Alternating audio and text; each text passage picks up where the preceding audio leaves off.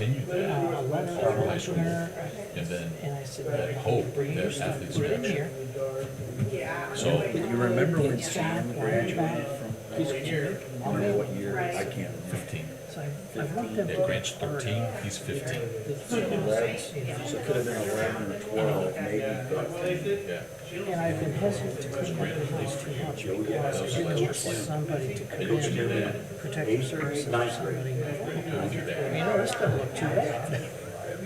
I think they can move back. I see your But dad. I I see your can't dad. get in there and do something. It's such a rat's nest. So I have been taking the stuff and getting rid of it. And we shredded a whole bunch of stuff the other day. Well, what they would do, Tanya, is they would get a bank statement, fold it up and put it in the envelope. And there was a stack of envelopes. Now, why would you do that? So I got rid of all the envelopes and I put all the, and I had to go and check. Well, all rise. I'll call this meeting to order. The first item is the Pledge of Allegiance. I pledge allegiance to the flag of the United States of America and to the republic for which it stands, one nation, under God, indivisible, with liberty and justice for all. This time we will have a brief moment of silence.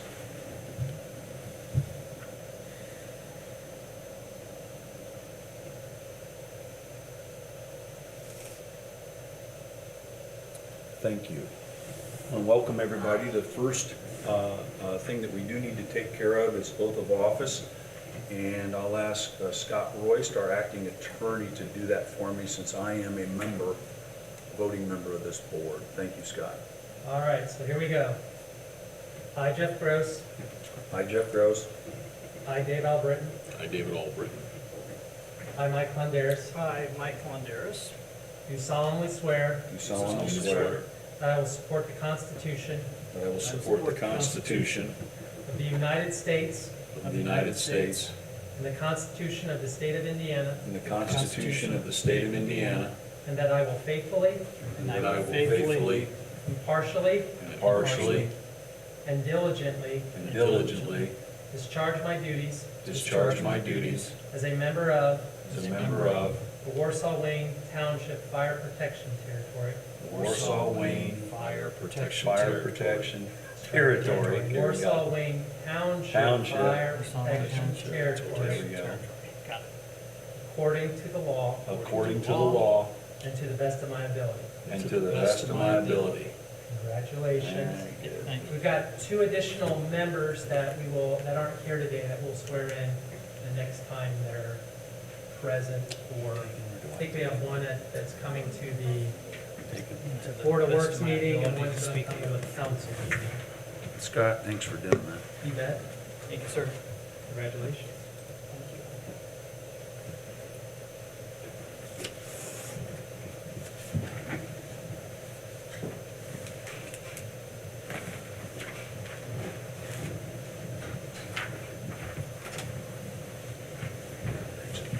Thank you.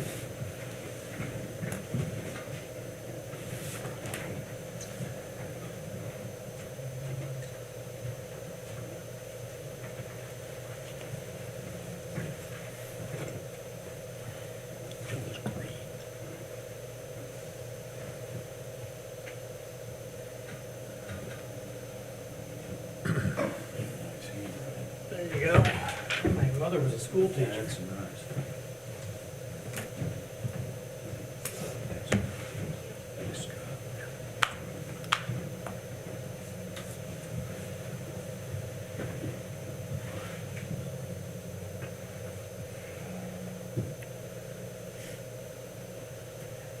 Next item on the agenda is the roll call. Chief Schilling, Present. David Albritton, Present. Mike Klondaris. Present? Jeff Gross is present. And Scott, thanks for filling in, as well as Heather being here. Jeannie Stackhouse absent, along with Gordon Nash, for the record. The minutes from the December 3rd, 2024 meeting Need your consideration and hopefully approval.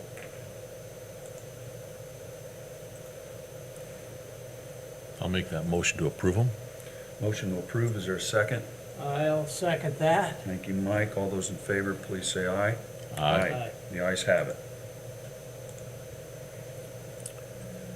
You know, I want to welcome everybody this afternoon. Reports oral and written. The first one is the Lutheran EMS report for November 2024. Thank you. Afternoon. I'll just hit a couple highlights here, just real quick. You can see their volumes on that first page. Our volumes can remain constant, over 500, which is pretty high, steadily increasing. I'm sure the fire department's feeling the same thing through there. On the second page, you can see dispatched on location.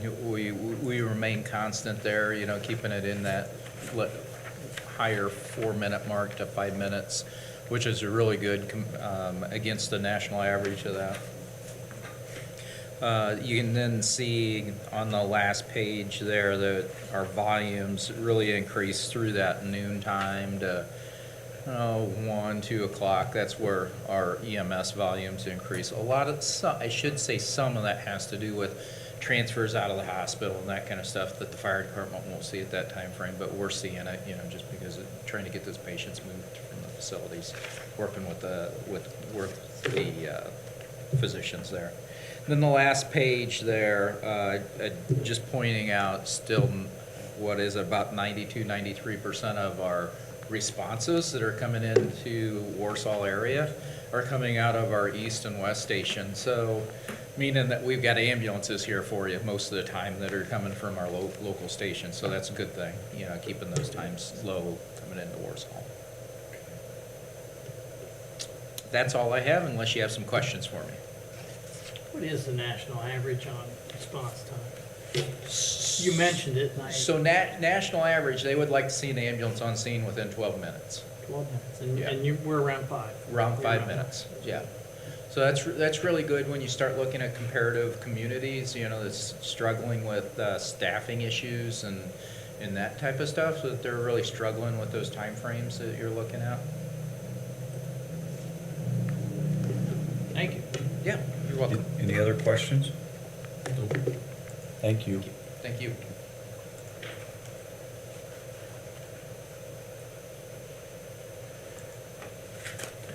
Next item on the agenda is the monthly fire activity report, Chief. Yeah, so for the month of November, we had 316 responses. Of those, 109 incidents were overlapping for a total of 34.5%. November kind of kicked off, you can see on the fire calls, we had 13 fires in the month of November, ranging from, most of those were structure fires, and then a couple brush fires and outside and vehicle fires as well. As far as assist to other agencies, we gave mutual aid to Winona Lake Fire Department 4 times in the month of November. We went to Claypool once, North Webster once, and Syracuse once.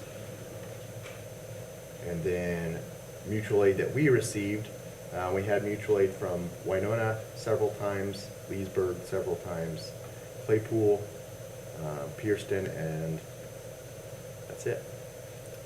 And you can see there, and that kind of breaks off into 2 pages, but again, a lot of structure fires, a lot of mutual aid. We need more manpower on the scenes, so we do rely on the volunteers, and then we go help them as well.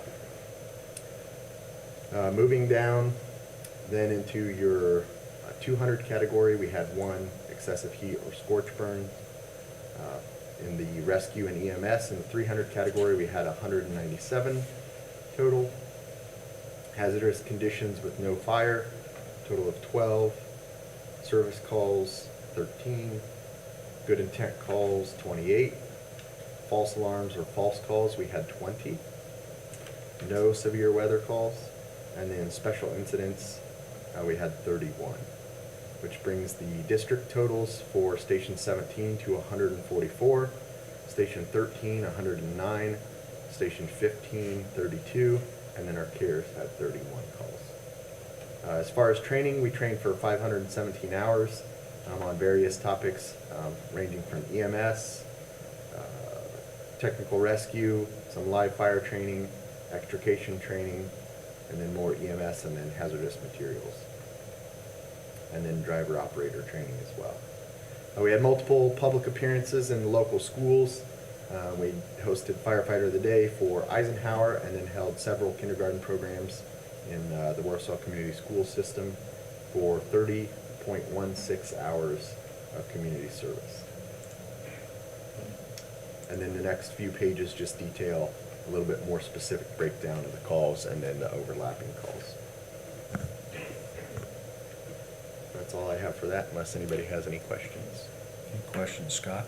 Yeah, so for those of us that don't know, Chief, which station is Station 17? Yeah, so Station 17 is our downtown station, formerly known as Station 1. Station 13 is going to be Station 2, or formerly Station 2 on Center Street. And then Station 15 is down south on 200 South, formerly known as Station 3. And the district totals, is that a common dispersion among or is it very random? Yeah, so we have a map that we've geographically, with the response times is huge, like Mark from Lutheran EMS talked about. We basically took our coverage area and divided it up into 3 different sections.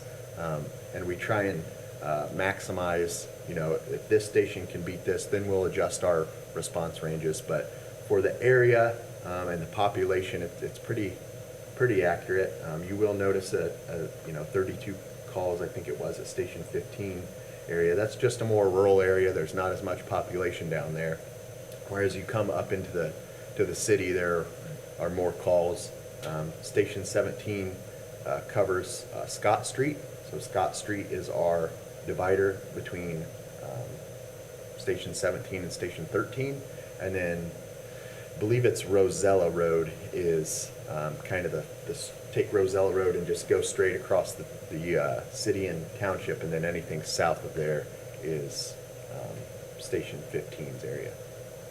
And I think I've heard this discussed before, but with this great number of calls, 10 a day roughly, I'm assuming those boundary lines disappear if a station's already on a call, then another station fills in. Is that correct? That is correct, but the number still goes for what station that call was actually in, but another station will come in and fill that out. And some of the calls, there are calls where we have all 3 stations respond, and then there are also calls where just 1 station responds, and then there's calls where just 2 stations respond. So it just depends on the nature of the call and who responds on what and in what apparatus. So those district totals are from the area, not necessarily specifically which fire station responded. Correct, yes. So Station 15 may have been on more than 32 calls. Correct, yes. And we know it was, right? Yes, they do. That is just strictly in their response area. And with our software record management system that we use, we can break those down by apparatus as well. But it's just, you can overload yourself with data fairly quickly, and it gets kind of confusing. So we've kind of chose to leave it like this, unless the board would like to see those as well, too. I mean, really, it doesn't matter. And you're always more than welcome to stop by, any member of the public or whatever, and I can go through it with them and show and explain what we do. And I like the way you kind of do it already. I like this right here. But I was making note of the overlap is still pretty high now. We're at 34%, which is even Yeah. higher. yeah, and that's one of those if you go into the fire calls, when we assisted Syracuse, they were up at the, I believe it was Main Channel Marina fire. So we had a crew up there that was doing hazmat stuff with the boats and stuff, trying to protect the lakes and stuff like that. So we had one station completely out there when we actually got called to our own fire. Right. So then we only had 2 engines going to our own fire, which, again, it just throws a little curveball at you, but, Right. yeah, the guys did a great job of. No, you adapted well. Yep, so, Thank you. yeah. And that's where we rely on the mutual aid as Right. well. You know, again, we can't do it without our neighbors, so we're very fortunate to have them and willing to come help us, and vice versa for us going to help them as well. It Right. really helps out both parties involved. Mhm. Any other questions? I didn't realize, you mentioned Rosella Ford Road, which I guess technically is 100 south. Mhm. So it stops at 15, so does that imaginary line keep heading Yes, from west to east? yes. And that's the division, that's the line that, Yep, and actually, it I didn't kinda- realize that. It kind of wraps around just due to with Winona Lake being where it's at. Once you start getting into the very southeast corner of Wayne Township, really it's faster for Station 13 to get there because they can just jump on 30 and then go out Pierceton Road and kind of go out that way, where Station 15 has to kind of snake around county roads and around the lake. So really over in that corner, and that's where we've tried to kind of adjust and shift. We're actually in the process now of talking about shifting those lines, just because, I mean, 32 calls a month they go on. It's just a slower station, and those guys want to be a little more proactive and, Yeah. and use the skills that Yeah, that we I can understand train them that. to do. Interesting. Thank you, Chief. Yeah. No further questions, Good? ma'am. No, that's good. Scott's a troublemaker. He started it. He always asks. It's okay. That's great questions, That's though. how you learn. Yeah. Thank you for that report, Chief. Yeah. The next item is the CARES update. Thank you. Hello. Just a reminder that this is a report for December, so we're a month ahead. So in December, we had a total of 54 different interactions. 13 of those individuals were new to us, so they had never reached out to CARES before. 34 of those interactions were actually in person, and 20 of those were significant phone calls or where we do consultations on different things over the phone with people. 24 of those interactions were specifically related to elder care and helping the aging population find resources. And then 19 of those were just general check-ins with individuals to make sure they have resources that they need. 26 of the individuals we served, which is about 48%, looking at the month of December, were 65 and older. So I thought that was interesting. We're really seeing a lot of needs among the aging population. And then we're also seeing a lot of needs related to individuals needing housing. We also provided QPR suicide prevention training to a few dispatchers in the month of December. So that's all I have. Do you have any questions? Questions on this update? Thank you. Thank you. Take us to item number 4. It's the monthly expenditure report, operating 2243 for November. Chief? Yeah, looking through there, everything is about as expected. I don't have anything unless anybody else sees anything that stood out that they have a few questions on.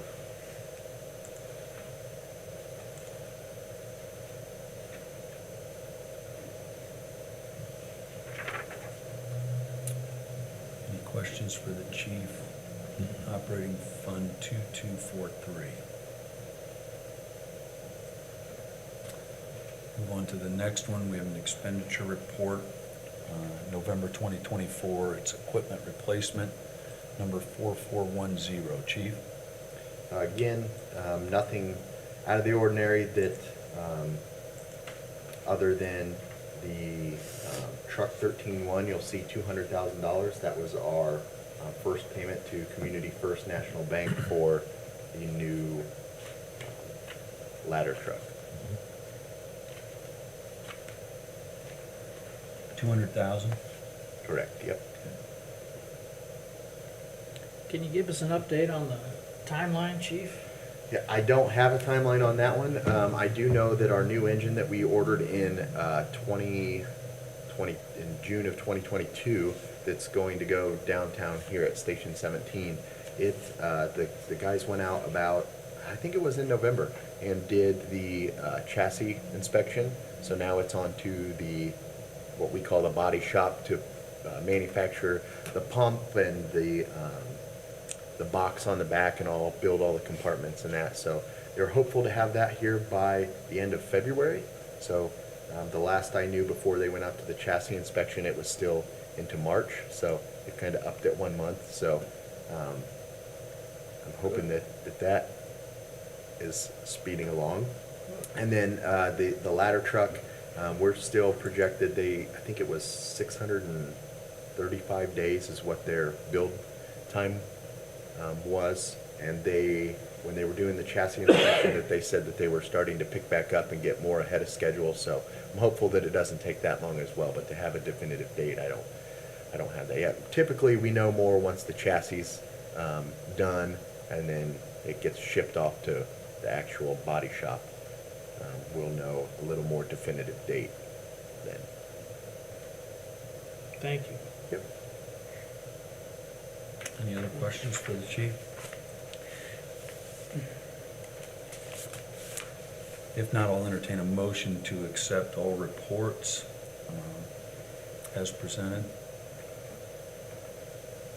I'll make a motion that we accept these reports as presented. Motion to accept, is there a second? Second.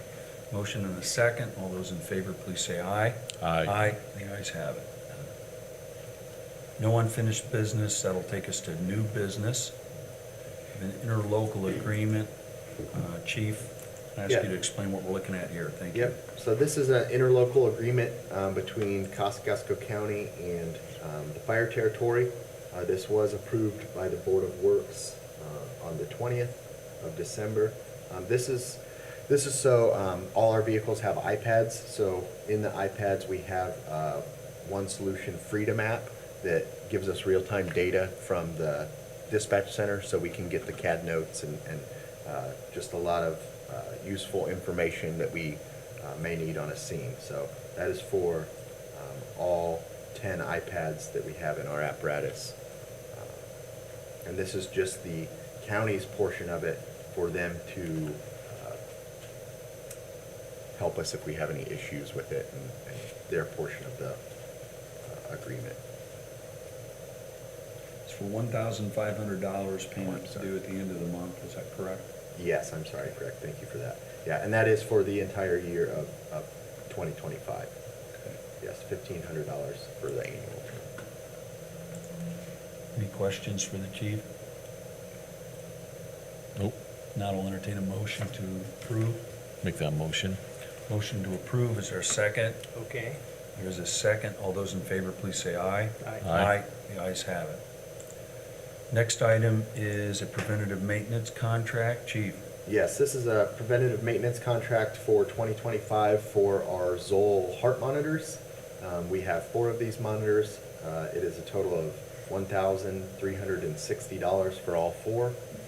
And that is just to, again, the Zoll comes out, they do all the preventative maintenance, make sure everything checks out on them, and then give them back to us. And it just kind of takes some of the liability off of us. Do they come out during the year at all? If they're, is there any type of maintenance, or just only if you ask them to come out? Only if we ask them to come out. Yeah, Gotcha. other than this one Right. time, but their customer service has been great. Gotcha. We really don't have very many issues, but Right. if we do, they're pretty responsive. Right, okay, thank you. Yep. And chief, for the public, what do you do with these heart monitors? Yeah, so these are our monitors that we take in that we can do, we can assist Lutheran EMS with 12 leads, so some cardiac monitoring. We take a blood pressure, pulse oximetry.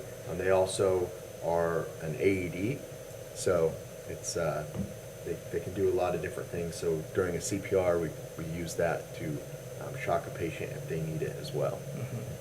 So This is one of the, probably the most used piece of equipment on any medical run. And That's why I was asking. Yeah. Since it's used so much, is there, that's what I was asking, yep. yeah,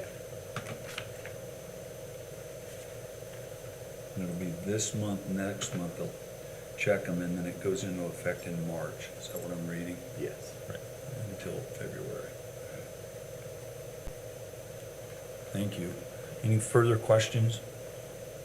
If not, I'll entertain a motion to approve. I'll make that motion to approve it. Motion to I will approve. second. Is there a second? Mike, second. Thank you, sir.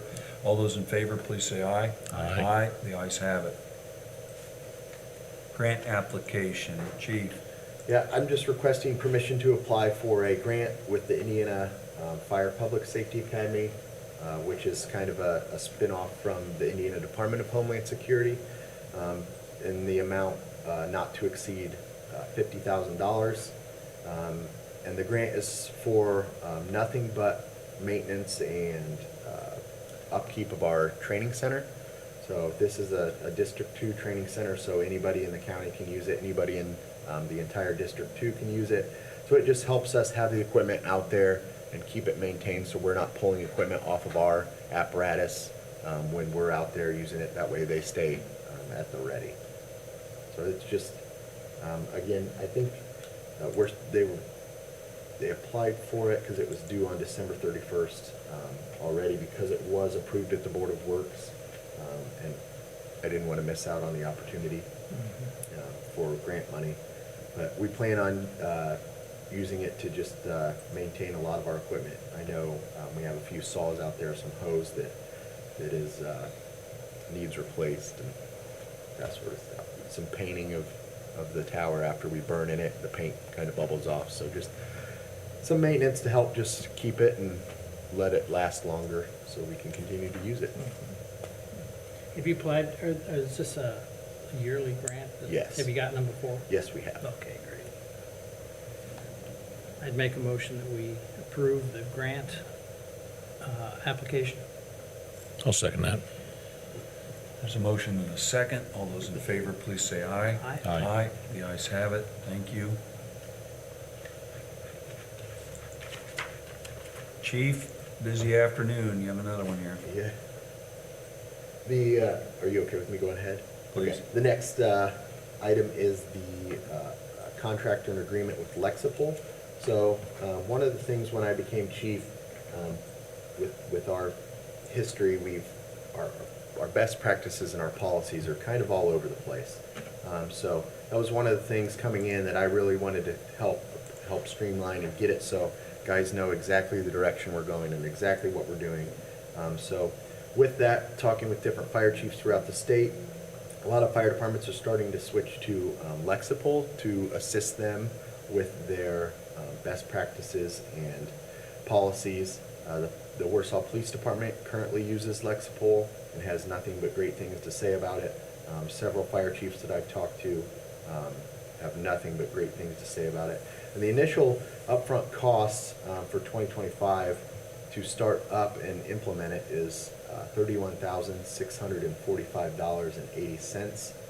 And then it's estimated that in 2026, it will then be $10,855.80. So that initial is for them to review all our policies. If there's some policies that we don't have that are required by federal guidelines or state guidelines, they update those. As the laws change, they update them automatically.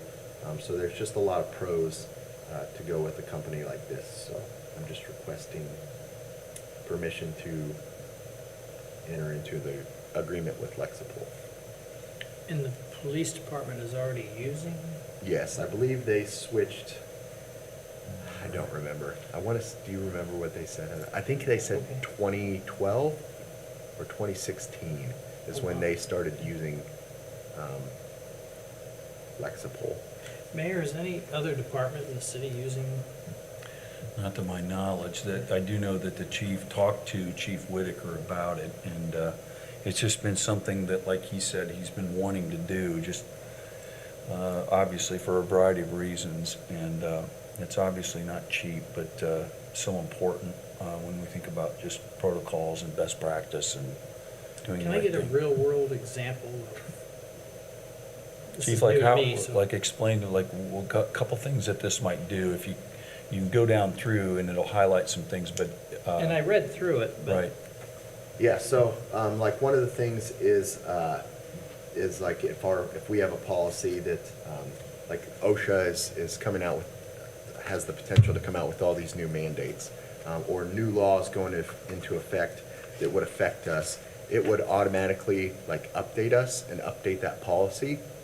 One of the things in one of my trainings that I went through, is, like, the fire department doesn't have a lactation, room for female firefighters. So, like, this would help us, cover us and give us some guidance on what exactly we have to meet that federal law. That's just one example that I can think of that comes to mind. Are we now required to have We are, that yes. specific Mhm. example? Yes, we are. Yeah, and we do meet it.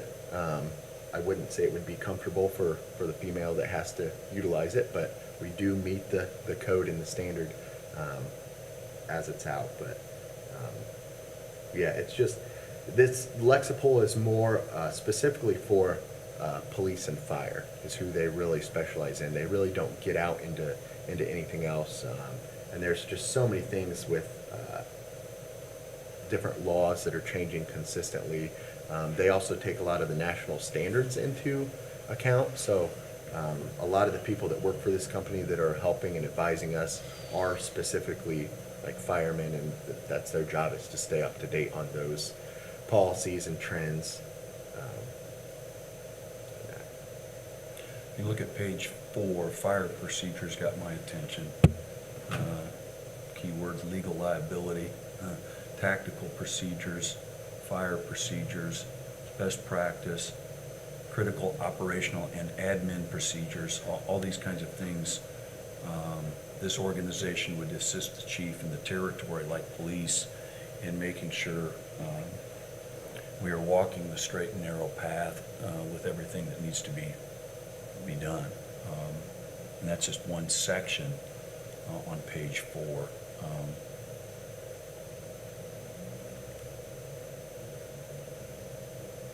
And with this, it comes with a platform that will, it's very easy to access for the guys. So right now we have basically a book and a binder that if people want to go look for the policies, they got to flip through the binder and find and know exactly what they're looking for. We do have a little bit of it electronically as well, but this is just, they have the capability of it being on the app on our iPad, that if they're going to a call and they want to know, hey, like what do we do here, or what kind of is expected of us, they can pull it right up in that app. They can pull it up on their phones at the station. It also has a daily training bulletin with it, so not only are we getting those policies, but the daily training bulletin is going to come out to us every day, and then we have to sign off on it, and every individual has to go through saying that they understand that policy. And the trainings can be just, hey, read this and check off that you know it, and then it can also be more focused on, do you understand the policy? So they'll give you like a real world scenario and ask you, did this person follow the policy, did they not? Which will then also help our leadership team develop, understanding and developing and utilizing the policies that we have. Yeah, one of the questions I would have is that, so they're providing the services, which is great, and they're looking at state and federal levels and bringing all this information together in a platform. If the fire department were ever challenged on their policies legally, say by a member of the department, is there any fallback that they're going to be there to support you in what they do legally in the city? I believe so, yes. They are also a risk management and lawyer's office, I don't know if you would want to call it a lawyer's office, but they specialize in risk management, and I don't know, that would be a good question, but from what I have heard of them and talking with the police department and Chief Whitaker and Captain Beam, they're very awesome to work with. Their support is there to help you, And so I would assume that if that ever came about, they would probably step up and help out as well. And then I was they could- scrolling back up, Dave, in the executive summary in the opening paragraphs, they talk about that. And I was thinking the same thing, and, Scott Legal here, Right, again, you want to make sure that you've taken care of all these things and everybody's aware of and we're up to date. right, thank you, On yeah. all the state and federal law. And this is the organization that would help him, like they do police, would help fire, be up to date on all of this and aware of it, so. Yeah, if they're providing the service, I mean, if, Mr. Royce were, all of a sudden there's a challenge or something, he's in court, I mean, he's working hand in They have- hand with these folks, Yeah, that's, they're challenging a no, policy that's up to legally. you. You can do whatever you. So I've had no discussions about this as it relates to firemen, but I've had a number of discussions of how this relates to police officers. And I'm assuming firemen are somewhat the same. I know there's a big mental health platform on the Lexi poll, and one of the concerns that there's always been for police officers is they maybe don't reach out to somebody if they're having some mental health concerns. They maybe don't take care of themselves quite like they should because of the stigma involved with that, possibly. I don't know, but I've been told this has been very helpful to a number of police officers for the resources of some, these first responders go through a lot.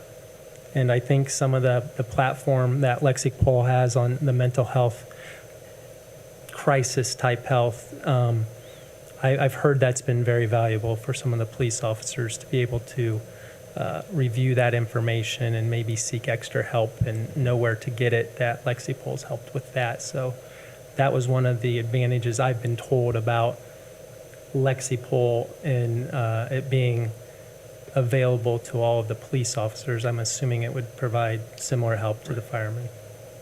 Thank you. Any other questions? Is,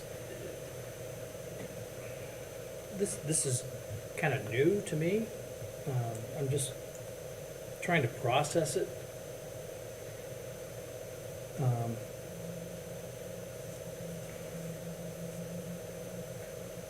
Since we're using it for the police, is there, Chief might be able to help you out with that, those discussions. If police is using it, why is a separate contract or? Yeah, I'm not sure. I think it's because there's two, Yeah, it's kind of two sides of the same company, so it's the same company, but they really focus on the police department side and fire side. And so I'm sure some of them would mix, but our main intent was specifically for the fire policies. right, which is why it's come to this board. Has this gone to Board of Works? Yes, it has gone to the Board of Works on the 20th and was And- approved. It was approved. yes. Mr. Clondaris, again, I know one of the things Lexipol advertises is that they're used as a resource for police. They have a platform for them. They have a platform for firemen. They have a platform for corrections officers that work in jails and corrections communities. They have a platform for EMS, and they've just recently started a platform for government, just general government. And but my only experience with it is what I know from speaking with the police department, but I know they've got those 5 avenues that they're trying to capitalize on in the marketplace. And have you had discussions with your guys about this, or? Oh, yeah. Yeah, again, I think the state of, with our history and, our policy book right now has 4 different chief signatures in it. And, some of them are, they're just all over the place. Some of them we don't follow, some of them are outdated. And so, my whole goal with this is to just streamline us and set us up for the future. And again, everybody just wants to know, like, where are we going? What is the direction? All 3 battalion chiefs and the fire marshal were in agreement that this was the avenue that we should go. Because again, a lot of different departments are switching to it. just because it takes that risk. Currently, right now, we write our own. So we can still write our own with Lexipol and add it into their system, but once we add it into their system, their legal team reviews it, which right now, typically, Andrew Grossnickel would have reviewed it, or Scott has the opportunity to look at it as well to help counsel us and guide us on that. But Lexipol will have a legal representative look at it as well before they come back and say, hey, yes, we're good with this. So it just also gives us that protection as well. And you're talking about policy, Correct, yes. strictly policy. Strictly policy. And best practices, which is how we operate. Okay. Chief said internally they can do things, but again, the huge advantage with Lexipol, and Scott helped me out, Chief, too, is again, back in, I forget what page, helping make sure that we are absolutely up to date and legal in the business that police and fire, protect and serve are doing, critical. The chief won't go into court or in some situation say, well, here's what we thought, or here's what we've always done, and then run into state or federal code or other decisions that have been made and find out, uh-oh, that changed years ago, or you can't do that anymore. This is that protection and assistance in protecting the fire department. And if I remember right, Chief, help me out, one of the, you've been here now 8-9 months, the radio show this morning, that one of the early on as chief, as you started to come to me, things that you were thinking about and wanting to do, this came up. Yeah, I believe this was like 2 or 3 on my list. Yeah, and I said, talk to the chief of police, if I remember, and Mhm. I didn't know, I just said, well, I know they do that, and, or have it, and here we are now. And again, like you said, 5-10 minutes ago, this is something that he just believes will be better for the department to have this. So. I think it's a great idea. Well, another real-world example is I know the use of Narcan is increased substantially, right? And I know that police officers are required to review Narcan use policies on a regular basis, and I'm assuming that changes from time to time based on as many people as have a policy across the nation for that. But I think that's one thing that, as a legal advisor to this community, I would much prefer it be we ask our first responders to comply with making sure they view and know the Narcan policy rather than it just be sitting in some binder on. And this will track that as well. I mean, any time that they're in it, it will show you which policies they reviewed. They have to sign off on it, which is another pro for us, because someone can't say, oh, well, I didn't know that's how we operated, or anything like that, or I didn't know I couldn't do that. It's right there. We can show that they've read it or reviewed it. And ideally, they know. They do watch it and they do learn from it.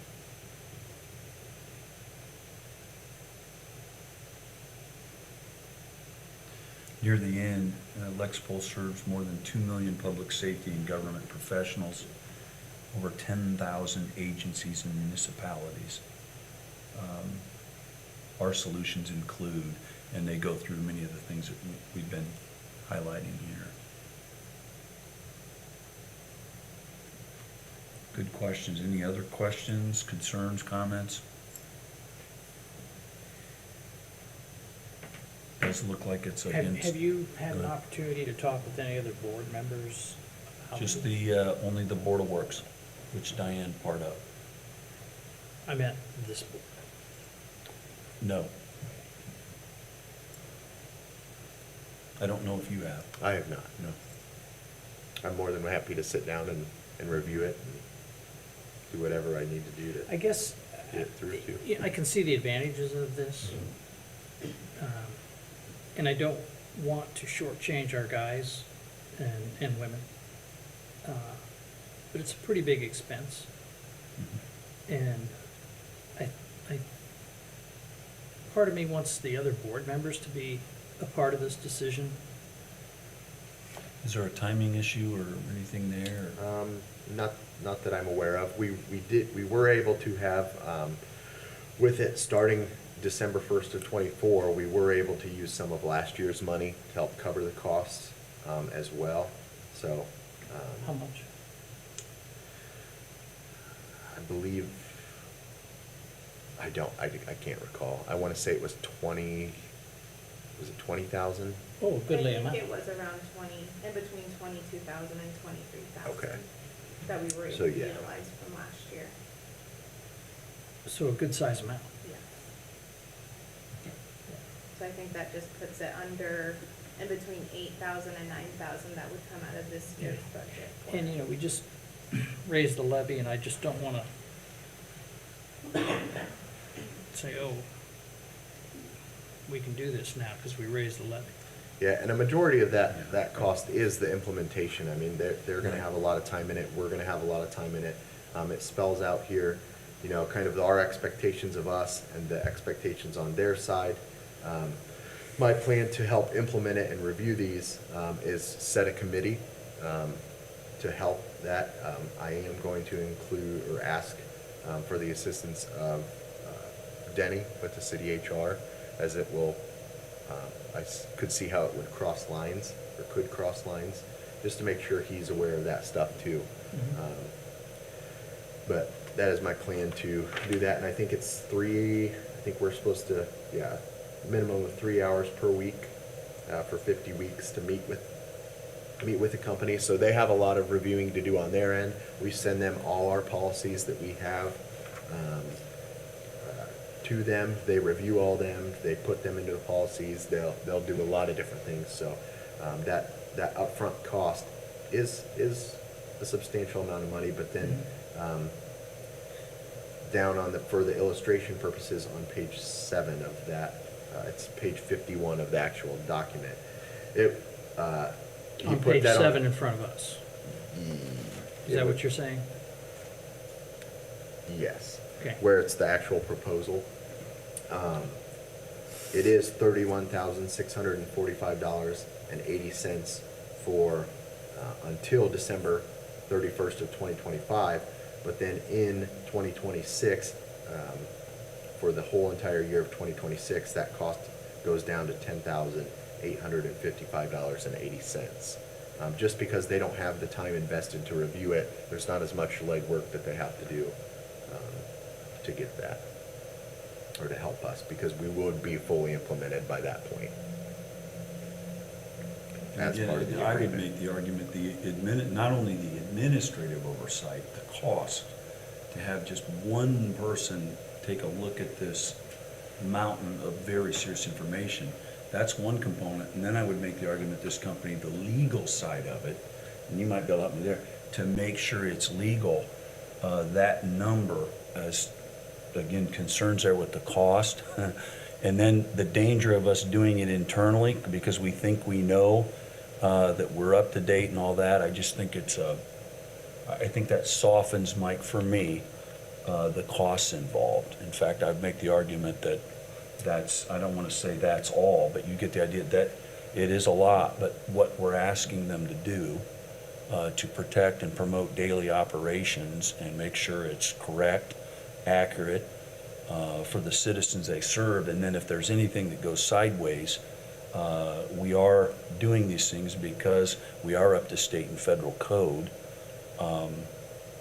as we move forward each and every day. So it's again, my opinion, so you've got that up front, but then afterwards it's just over $10,000 to maintain it and keep us up to speed. So that'd be my comment on the cost. But good point, 2 members are gone, but the other thing I'll go back is the chief wanting this early on, just feeling like as he talked to his own leadership team, this is the most efficient, best way we could get to where we believe we need to as a department. Is that what they told you? Yeah, that's accurate, yes. So you've had these discussions with them? Oh, yes, yeah.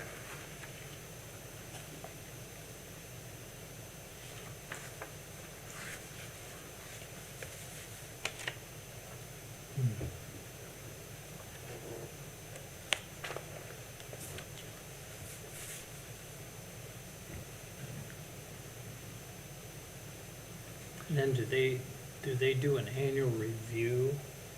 Or is it just constantly? It's constantly, yeah. Updated all the time? Yep, it's updated all the time. So like specifically, most laws will change in July or so. So they will review everything in July. If there's new state code, if there's new federal regulations that come out, they will automatically send those to us through their platform for myself or our group to approve.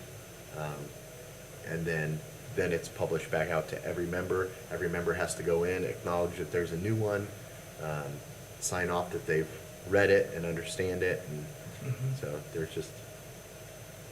so it is evolving all the time. And I think the biggest thing is just the way the standards for the fire service are changing rapidly with the new OSHA regulations and some of the different requirements that we have to have just because we go into the IDLH atmosphere or immediately dangerous to life and health. It really puts us at risk, so we want to make sure that we're really following those things.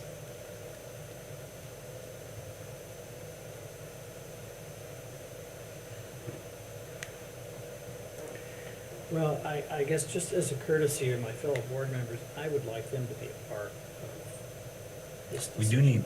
do need 3 votes to take action on anything, right? Because we are a 5-member board, so it would have to be unanimous today. So if you don't want to call the question as presiding officer, I won't. You could ask to table it.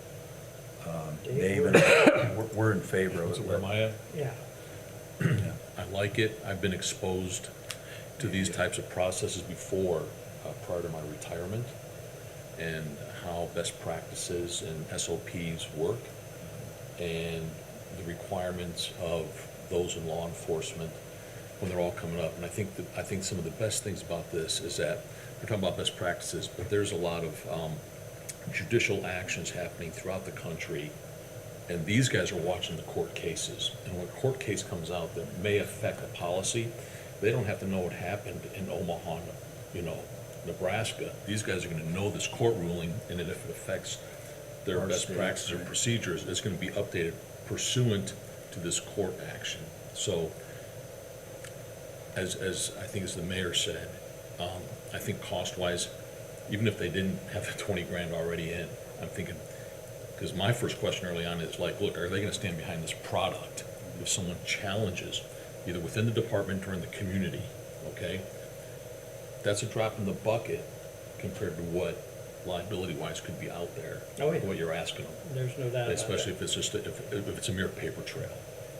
So in my experience with it, I think this is especially, we already have a department using law enforcement, where there's a lot of liability. And they're trusting into this company and what they're doing.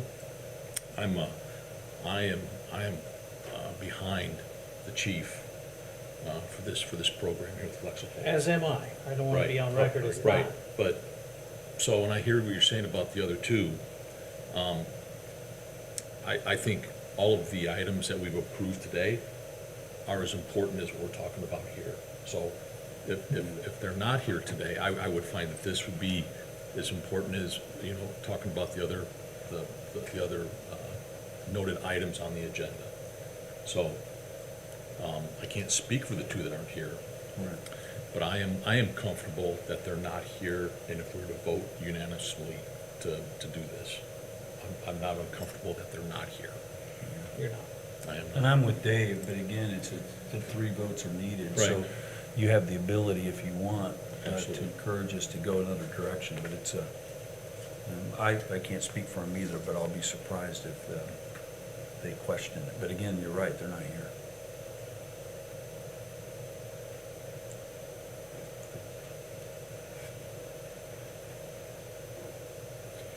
One thing I would point out too is like the mayor said, if you look at the proposal, the date, it is actually dated 6/24. So again, early on, it was on my priority list to look into and see what they could do for us. And it does still say valid through September 22nd, but I did talk with Jeff who prepared it, and he's standing behind it. Their prices, he's Who's locking Jeff? them in. Jeff. Schneider, he's the salesman or the Okay. representative from Lexipol that's at the top of the Up at the proposal. top of the proposal, Yeah, page so seven. he has not increased the rate. There is a 10% discount for being a member of Sourcewell and the Indiana Fire Chiefs Association, Which we are. which, yes, the city is a member of Sourcewell, and then all the chiefs at the fire department are part of the members of the Indiana Fire Chiefs Association. So we did get a 10% discount for that, totaling $3,516.20 worth of a discount on there as well.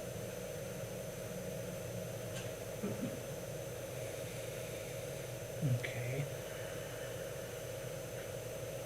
So is that reflected in this price of $31,645? Yes. Or is it The this discount. number less the discount? No, the discount is Showing. is showing on there, so the total would be the $31,645.80. Okay. Scott, do you have anything else to add that might help me? Well, speaking specifically about the Sourcewell, that's a cooperative purchasing group. And so with Sourcewell being involved, we have a pretty good understanding that we're getting the same deal as other municipalities would. They're setting out the price for this product that would be used for anybody that had 45 firemen. I think they'd pay this about the same price as this. And maybe there's an additional for the fire chiefs partnership, but we use Sourcewell all the time for bidding for products and items when it comes before the Board of Works. Like if the street department purchases a truck, they look at the Sourcewell pricing that meets the bid requirements for being a cooperative purchasing agreement. I guess I would say if you're asking me, and I don't usually weigh in a lot on what I think people should do, but I do say as an attorney, almost everything is negligence-based or recklessness-based when you come to suing public officials, right? Or suing firemen or suing police officers or the first responders. And I think I would feel more comfortable if the defense attorneys that were representing our community were able to say, we thought we were purchasing the most advanced, cutting edge, the people who do this across the country that have the 440 employees and the legal resources to look at all and are making constant policy updates. Because quite frankly, my experience with police departments and fire departments, nobody else is on a daily basis looking at policies. No one else. I mean, it's the last thing firemen really probably want to do is work on a policy book. They want to go help people. And so I like the idea of, as was stated before, if something happened in Omaha and it had something to do with the use of Narcan or the use of a neck brace or the use of whatever, then somebody notes it and it's of note and they maybe make a policy adjustment, and probably that policy adjustment, as big of an impact as this is having on municipalities, it's probably going to be adjusted many places throughout the country. And so we would be able to say, we're doing what other people are doing. Our policies are the same as what other people are doing. And so I think that's a good starting place for a defensive argument, would be to say we're current with modern practices, we're current with best practices. And even more so, I like the idea of the way the platform works, that the chief can say, you have to make sure you're familiar with this and read this, and they digitally can do that on their devices, on their phones, and then they have to respond that they've done it. And that can be done far easier than the paper trail stuff that they otherwise have. So I like that idea as well. I know that's a big part of the police department, is you guys need to find time this week to review this most current training video on the use of tasers or whatever. I know that's some of the ways they use it at the police department. And then if somebody didn't watch it, the chief can go chew them out a little bit and say, you need to be current with what we're doing. And so I like that, all of that. And it, as a liability character, I'm sure our liability insurance policy holders would be really happy that we're doing this. Does it help our insurance rates? I'm not positive it helps our insurance rates, but I'm sure it helps our insurance defense attorneys. And our ISO ratings, does it affect any of that? I'm sure in some way, shape, or form it could, but I haven't dug in the ISO. I'd have to look at the ISO book and see. I think there is a portion for fire department. It's into 3 categories: fire department, operations, water, and then the dispatch center. So I'm sure there's policies in there somewhere in the fire department, but I don't know if it would give us extra points in that category. Because that would be another reason too. It would, I guess, in the aspect of training. And the insurance rates could go down a little bit. Yeah, it would go up in the aspect of training. We would, as they review it and they send out these daily training bulletins. Now I know that guys are getting, yes, it may be only be 15 minutes of training, but it would affect the rate as far as training and that. I don't know how much we would get a jump or a lower in our rate from it though. And related to what Scott said, the umbrella mic that Lexapol will provide, as great as it is, just an idea how big a job this is at the 31,000 near the end. Full implementation timeline, 1 year is needed, just agency-specific content extraction. So a year to go through what he currently has, if I understand this correctly, and make sure it is cleaned up and it is up to date to their standards. So not a week, not a month. It will take them a year to go through. To review what our policies are And make now. sure that we are within the, what they believe the appropriate best practices and standards are. And so again, that just the amount of work that's involved here. And then back to the protection it gives his department when it comes to, are we doing the right thing for the people we serve? Not only at the time of the incident, but further review and maybe in court, taking a look at it. So if that helps you. And I would throw into that ROI, or the return on investment that is being proposed here that we make. A little more comfortable wanting to take action, or still?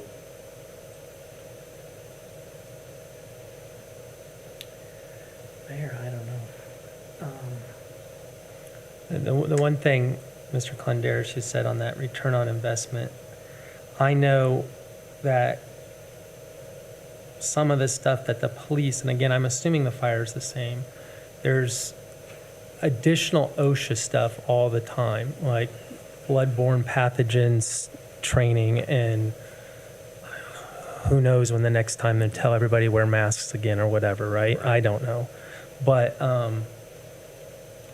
just maybe watching one of those videos will keep somebody from losing a thumb or catching hepatitis or what it might be, right? I don't know. So that might be, if you want to feel better about it, I would think that's another avenue of this cost. Everything's expensive now. Boy, the amount of money that I see get spent, everything's expensive. It costs a lot of money to run the city of Warsaw, right? Yes, it does. And to do it right, it even costs more. And so this is a lot of money. And I agree with your thoughts, it's a lot of money. But if you prevent one middling type of an incident, I can tell you the dollar figures now that are thrown around in any kind of emergency room or lawsuit just to defend, even when you're right, it's going to far exceed these costs. So, It's tough to quantify your return on investment until you're in that event. I've been around, I know Right. what you're saying.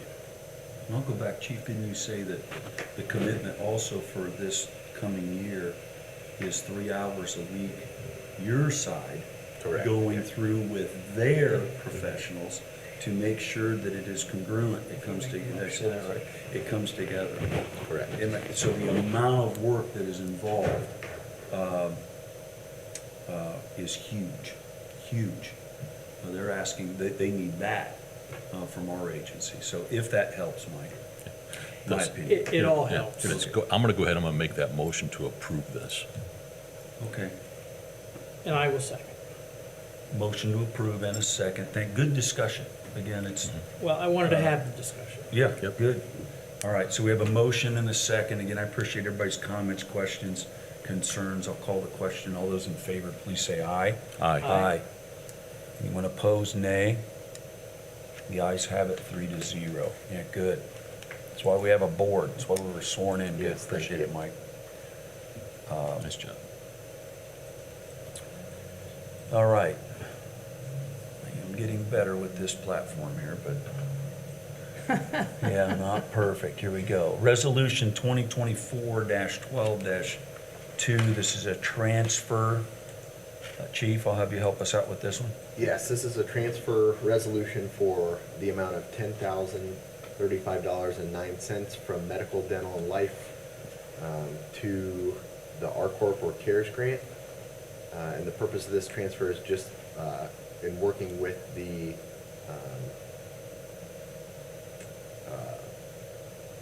clerk's office with the city. That was what was needed to cover to put in that grant, so that grant didn't show a negative balance at the end of the year, so they could balance for the Board of Works, or I'm sorry, for the State Board of Accounts. Common Council approval on the 16th of December, a 6-0 vote on that.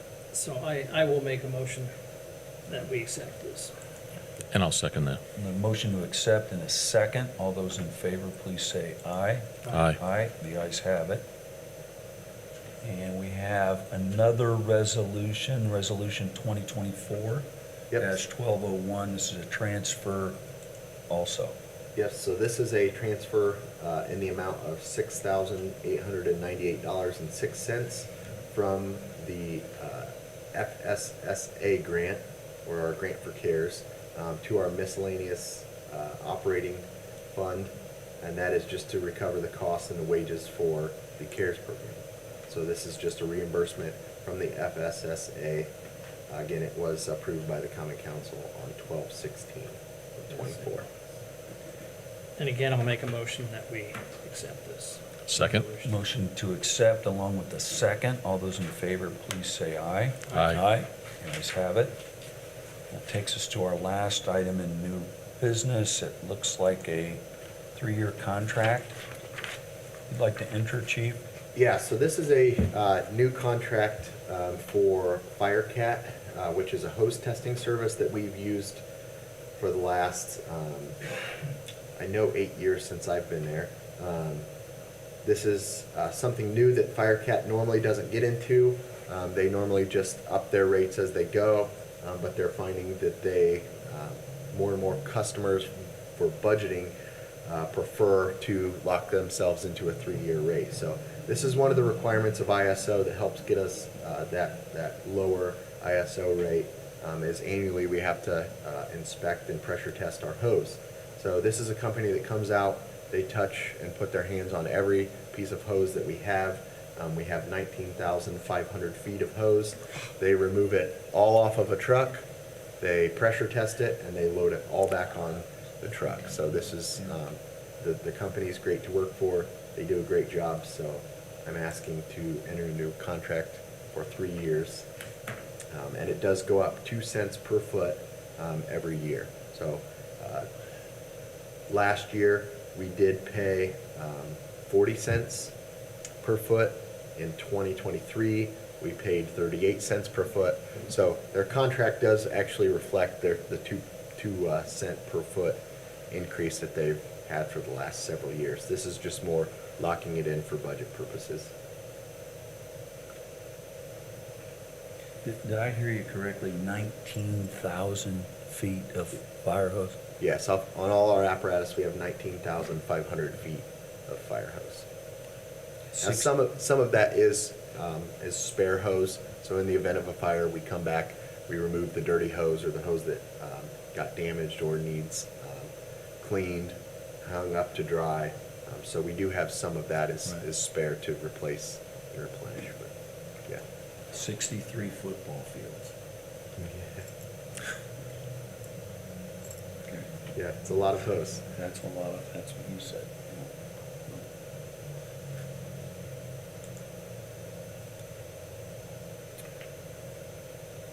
Any questions for the chief? Do we need that much hose? Yes and no. It just depends. Last night, you know, we had a fire last night on Fair Lane. The guys ran out of, so we carry 1,000 feet of 5-inch hose, which is what we would connect from the hydrant to our engine. And they stretched and they were about 150 feet short. So we were about 1,000 feet away from the hydrant.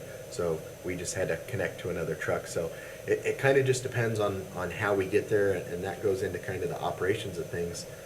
Each apparatus as it arrives on the scene has a different role. So typically your second due engine or third due engine, their job is to establish a water supply if we have one. So we never know which engine's going to be coming from where. Is this engine out on another call? So we have to kind of have different amounts of hose on every apparatus in the event of, hey, this one's held up by a train, this one's out on another call, this one's broke down, so now we're in our reserve apparatus. So it just kind of depends, if that makes sense. And then each ISO requires each apparatus to carry a certain amount of hose Yeah. as well to get the max amount of points. Or you have to plan for every So- contingency, it sounds like. Yeah, correct. You never know what you're gonna Right. run into. Okay. Just had to ask. Yeah, that's a good question. Sorry for all the questions today. No, this is great. No, And it's it's- also, this is a It's very informative. three-year contract? Correct, yes, this Okay. is a 3-year contract. Sorry, let me go back up there. Looks like the costs rise about $400 a year, Correct, yes. stair step. Okay. I'm sure this is the best way to go about it. The cheapest way is to commit to a 3-year. Yeah, and we can do it all ourselves, but again, with the overlapping calls and stuff like that, right now we can take an apparatus, we can drop it off to them, they unload all the hose, they load it all back up, we bring the next one, we pick that one up, and we just rotate it through. Otherwise, if we were doing it, you know, now we're stuck there, we have all this hose on the ground, now we have a call, we have to leave, and so it really works out to have them come do it. And not only that, it takes the liability off of us as well. If this is a third-party company that does this, so we're using their records, not our own records, And that to ISO is prove that it's done. important. It is very important. I learned that from Wilson. I'd make a motion that we approve this request. I'll second that. Motion to approve and a second. Again, very good discussion. I'll call the question. All those in favor, please say aye. Aye. Aye. The ayes have it. That will take us to item number 6, travel requests. Chief. Yeah, so a big list of travel requests. You're probably wondering why there's such a big list. Traditionally, now is the time that is the ideal time for firemen to have all their classes. So we have a lot of classes going on around us. So we have our CARES team that went to a Kids Count conference in December. 3 of our officers went to Leadership from the Bottom Up course in South Bend. Captain Drew Schilling, Youth Mental Health First Aid. Fire Marshal is going to a few classes to help get his continuing education hours. And then you'll also see the Public Fire and Life Safety Educator course. His plan is to go get that right now. Currently, we only have one of those in our department, and that is one of the things that ISO also looks at, is what are we doing for to educate the public. So with him going to get that, now we can bring that back and have our own class here locally, so that's why he's going to go to Valpo for that. We also have several people that are going to an incident safety officer course in Valparaiso, with the hopes of bringing that back. Fire Marshal Williams again to go to Fire Officer 2 class, which is the one of the officer classes more for the leadership level. So you'll see him going to that as well. Captain Drew Schilling going to the 2025 Winter Fire School in Plainfield. And then we have several people going to the FOST Fire Instructor 1 and Fire Officer 1, which is also, you'll see it called the Fire Officer Academy. So that is a joint, kind of a Fire Officer Academy that we're doing. They will get 3 certifications from that. We are doing that along with Tippecanoe Township Fire Territory, and then Turkey Creek Fire Territory. So Syracuse and Webster and Warsaw, we're all splitting up. That's going to be in Leesburg. It's kind of in the middle of the road for all of us. The Leesburg Fire Department was gracious enough to let us use their facility, so they have a nice classroom up there that we're going to go in, and we are going to have some of our members teach that. And again, the majority of that, along with the incident safety officer and those officer development classes, is to just help prepare the future leaders of the territory, and prepare them to take over our jobs when it's time for us to leave. So very important to me that they go to those. And then a couple other conferences you'll see there for Lieutenant Jason Neer, myself for the Fire Chiefs Executive Training, which is a training that's required by Indiana Code. That is all paid for except for my meals through the Indiana Department of Homeland Security, because it is a requirement. And then Fire Marshal Williams for his investigator certification. And then firefighter Matt Koldyke and firefighter Logan Keener already have the Fire Officer Strategies and Tactics and Fire Instructor 1. So they're just going to jump in that last class of the Fire Officer 1, which is more the basic fire line officer class, just because they already have those prerequisites. So again, a lot of training, a lot of time, but I'm happy to have all these members going and continuing to educate themselves, not only for them, but to come back and teach it to our other members. And again, just to help prepare our future leaders.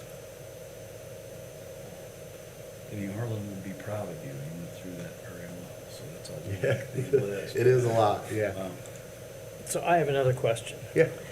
Is winter fire school a fire school held during the winter months, or is winter fire school a school that teaches best practices, in other words, do's and don'ts, fighting a fire under winter conditions? Yeah, no, Winter Fire School is, the Indiana Department of Homeland Security has several different classes you can go to. So at the Winter Fire School, they have, I don't know the exact number, but I want to say around 12 different courses that they can take. And it's, I just want to make sure. Yeah, so it's 3 days long. So in those 3 days, Captain Schilling can go and focus on maybe this course, and then he can say, oh, I really want to learn about this one.